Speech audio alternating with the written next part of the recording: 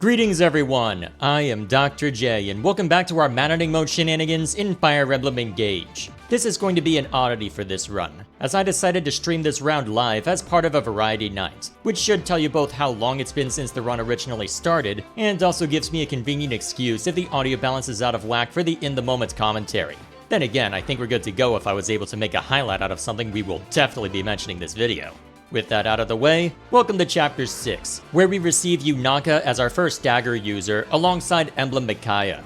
For this battle, we're compelled to have Yunaka and Alir off in their own little corner, and since I've got more unit options thanks to Jean being pulled in from a paralog we'll show off later, I decided that Clan will be the first one to be benched, a fact I might end up regretting for reasons we'll discuss, but for now, we'll be mostly ignoring the top part. It's not as if nothing happens there, but when you've got Emblem Marth and Yunaka able to take advantage of thickets, there's really nothing up there that can touch them, especially since there aren't any range 2 weapons to worry about there either. Thus, our concern will be with the main force, where thanks to Fog of War, the only enemy in vision range is a single axe swinger. Since the rest of the enemy's forces are an unknown, I opted to arm Saline with Surge, while Fram chain guards to stave off any issues if the enemy doubles Saline.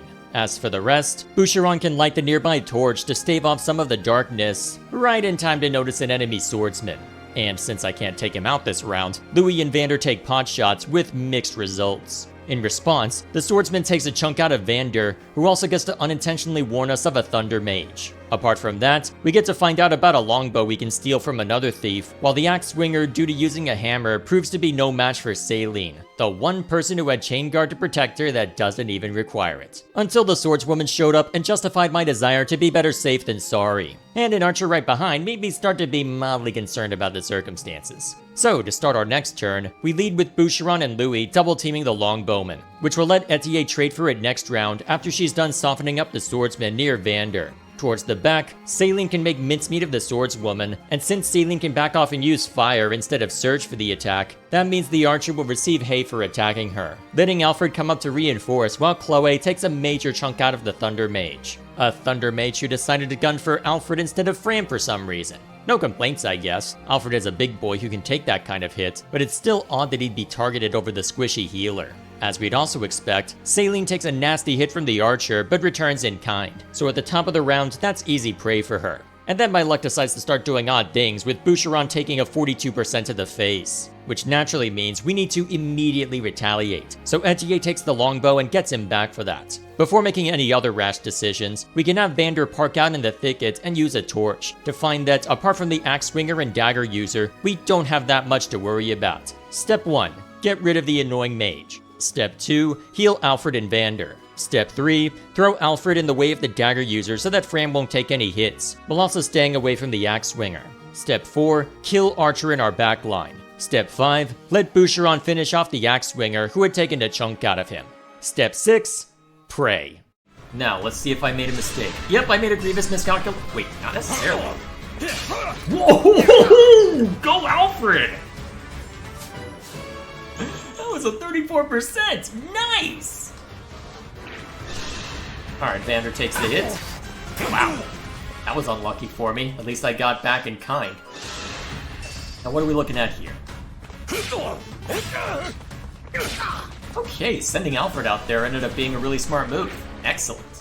And in the moment, everything seems to be going well. A couple of unlucky dice rolls balanced out by a really lucky one, and then the exchange with Vander and his assailant also balanced out nicely. However, whatever my plan may have once been, either to rebuff the dagger users that took a swing at Alfred, or the enemies that would likely follow behind, all of that would change in a hurry. And to explain why, it is with great pleasure that I introduce you to the one, the only, the untouchable Axe Bandit. And since you have the longbow, you can start harassing people more effectively now. Oh wow, that hit rate. Okay. Yeah, 54% versus that, so yeah. Go over this way. Okay, I guess I deserved that for hitting the 34% earlier. Now, I'm assuming Louis will have no better luck? Oh, even worse luck. Okay, who stands the best chance then? Fram? Well, okay, I know who stands the best chance. It's Saline, with magic. The problem is, well, magic is gonna be in a little bit of a short supply. For obvious reasons. If I were smart, maybe I would have brought Clan into play. Alright, here's what we'll do. We'll have you hand axe and take a pot shot at this guy.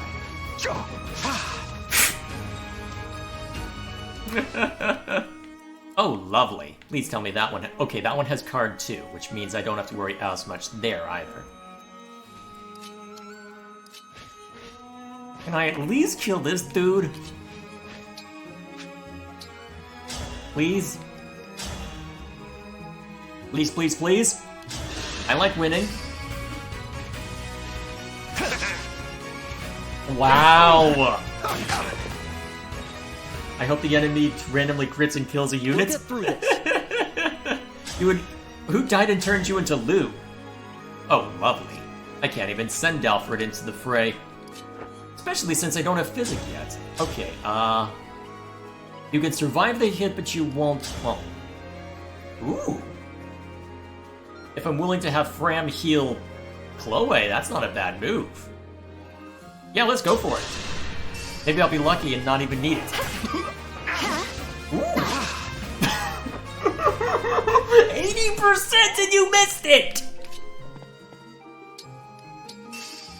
Oh, Karma, why are you such a bitch? I'm back in action. Alright, so Saleen's gonna be an important one to deal with these thieves. Well, the dagger users. Thank you. Who said it was never not like Lou? I didn't think you were that bloodthirsty, come on. I know you guys like to watch me in pain, but... Oh, shoot.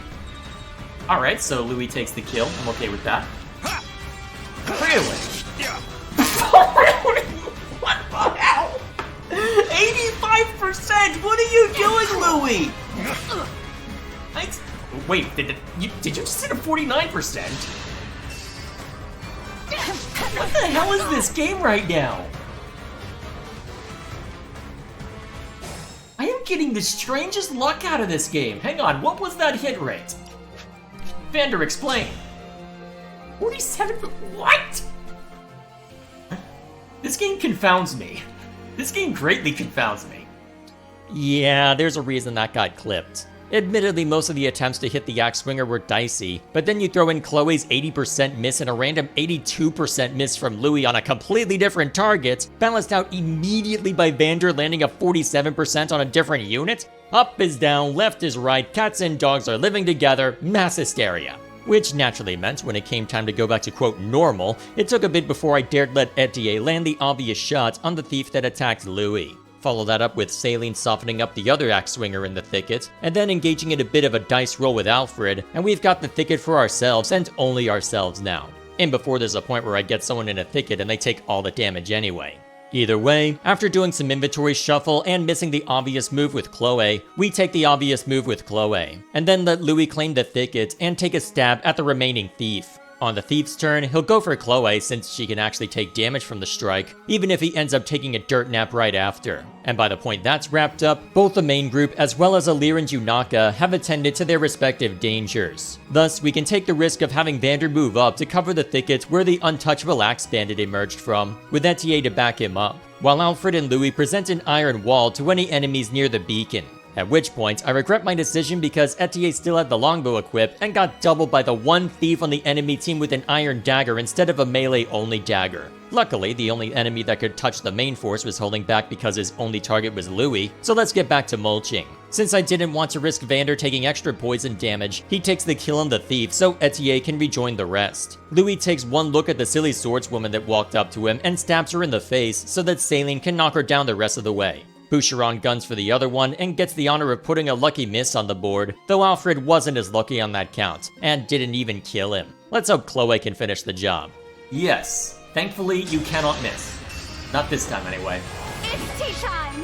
Oh, look at unnecessary crits! What? You were beautiful while you lasted. Okay, this battle has everything. Misses that shouldn't have happened, hits that shouldn't have happened, crits that are wholly unnecessary. The one crit in this game, wholly unnecessary. Yeah, by this point, I think the sheer stupidity of the battle was starting to get to me. By this point, we can start treating the two groups as unified in their objective, as Yunaka spots a couple of swordsmen that I was a bit nervous of putting Alir in range of. Thus, we set up Louis and Alfred to draw them closer, only for Vander to find out after the fact that the boss had started moving, and that Vander had ended his turn in hand axe range. And since there was also an archer who could take a shot at Vander if he were willing to be reckless, I figured it would be a good chance to see how the AI acts if I put Boucheron in range of just the archer, but equipped a hand axe. On one hand, retaliation would arrive swiftly. On the other hand, Boucheron has lower defense than Vander, so what was chosen? Option 3, because as I was moving Fram, I remembered I had an obstruct staff, so let's put something in the boss's way to allow us to play delayed tactics for now. Thus, we've got 2 swordsmen in easy kill range without also having to grapple with the enemy leader just yet. Thus, we set Louis up to take the first hit from the first swordsman, once again dealing the first hit for Céline to knock down, and then Alfred setting up for Boucheron and Etier to knock the other over.